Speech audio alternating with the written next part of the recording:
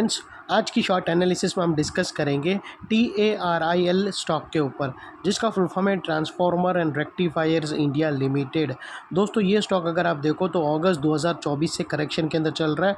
मोटा मोटी देखो तो दोस्तों इसने पूरे 2 महीने करेक्शन में बिता दिए, और करेक्शन में भी दोस्तों इसने दोनों तरह का करेक्शन दिया, प्राइस वाइज टाइम वाइज दोनों। पहले स्टॉक ने प्राइस वाइज करेक्शन दिया जहाँ पर ये स्टॉक काफ़ी हद तक डाउन साइड करेक्ट हुआ। उसके बाद ये स्टॉक ने टाइम वाइज करेक्शन के अंदर एक रेंज बनाया, एक स्ट्रॉन्ग बेस बना और अल्टीमेटली उसको ब्रेकआउट किया है। और दोस्तों फिलहाल ये स्टॉक को देखो तो दोस्तों यहाँ पर मल्टीपल पॉजिटिव फैक्टर्स एक साथ ब्रेकआउट हुए हैं, जिसके तहत ये स्टॉक करंट लेवल से अपसाइड में 10% रनअप के लिए रेडी है। लेकिन दोस्तों इसमें कोई भी हमारी बाय सेल होल्ड रिकमेंडेशन नहीं है, ये प्योरली एजुकेशन पर्पज से मैं अपना पॉइंट ऑफ व्यू आप लोगों के सामने शेयर कर रहा हूँ। कोई भी पोजीशन लेने से पहले अपने फाइनेंशियल एडवाइज़र को ज़रूर कंसल्ट कर लेना। फ्रेंड्स, आप लोग देख सकते हो कि ये वो टॉप था जो इसके रीसेंट टॉप के बाद एक हाई बना था, और फिर यहाँ से कुछ इस तरह से downward sloping parallel channel stock के अंदर बनी थी।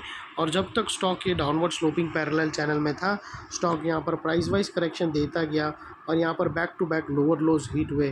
फ्रेंड्स, अगर आप देखो तो फर्स्ट लोअर लोज यहाँ पर हिट हुआ, सेकंड लोअर लोज यहाँ हिट हुआ और थर्ड लोअर लोज यहाँ पर हिट हुआ। और जैसे ही दोस्तों ये downward sloping parallel channel upside में ब्रेकआउट हुआ, इसने मल्टीपल हायर हाइज को ब्रेक करके उसके अबाउट सस्टेन क्लोजिंग देकर कंफर्म कर दिया correction completed.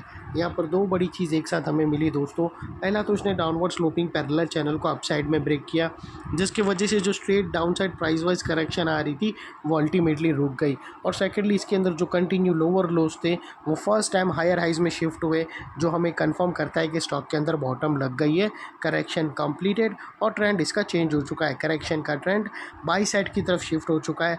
Unless and until यहाँ पर कोई नया लोअर लोज ना मिले या फिर पुराने लोअर लोज के नीचे क्लोजिंग ना मिले, तब तक हम यही मानकर चलेंगे कि स्टॉक के अंदर बॉटम लग गई है और करेक्शन यहाँ पर कंप्लीटेड।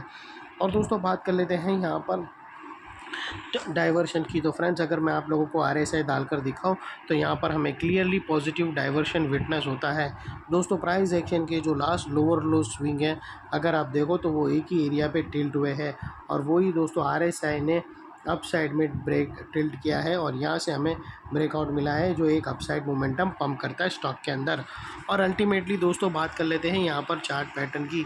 तो फ्रेंड्स, अगर आप देखो तो यहाँ पर हमें एक रेंज ब्रेकआउट मिली है, और वो रेंज के अंदर दोस्तों हमें यहाँ पर डबल बॉटम भी ब्रेकआउट होते क्लियरली विटनेस होता है। दोस्तों अगर आप यही रेंज के अंदर नोटिस करो तो आपको यहाँ पर डबल बॉटम हीट आउट होके ब्रेकआउट होते हुए सक्सेसफुली मिली है। और इसकी जो नेकलाइन निकल कर आती है वो तकरीबन ये 669 की है। और दोस्तों ऐसी मार्केट में अगर आप बाई साइड पे जाते हो तो अपनी क्वांटिटी कंट्रोल में रखना और स्ट्रिक्ट स्टॉप लॉस के साथ ही काम करना। और यहाँ पर दोस्तों ये जो एरिया है रेंज का दोस्तों, ये तकरीबन 10% का है। और जैसे ही ये नेकलाइन को, येलो नेकलाइन को ब्रेकआउट होने के बाद, जो ऑलरेडी हो चुकी है, उसके बाद अपसाइड मोमेंटम स्टार्ट हुआ तो स्टॉक 10% तक अपसाइड जाएगा।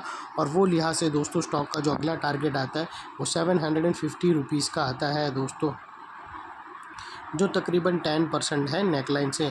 और बात कर लेते हैं यहाँ पर स्टॉप लॉस की। तो आप अपने एडवाइज़र को पूछकर फर्स्ट ब्रेकआउट कैंडल के लो के नीचे क्लोजिंग बेसिस पे आप स्टॉप लॉस रख सकते हो।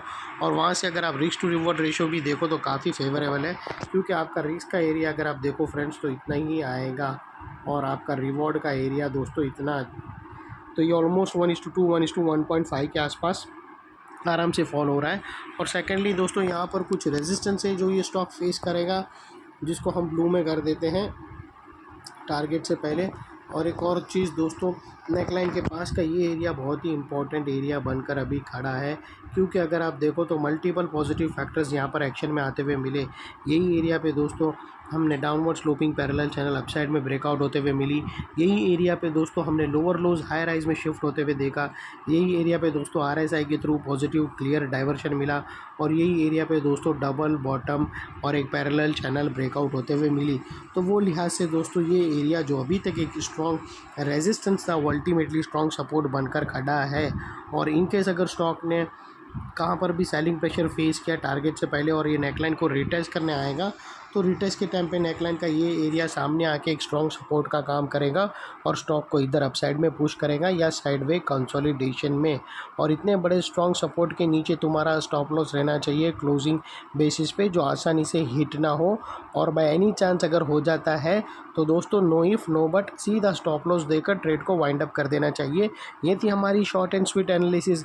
अच्छी लगे तो प्लीज़ चैनल को लाइक शेयर सब्सक्राइब ज़रूर करना फ्रेंड्स। थैंक यू, जय हिंद।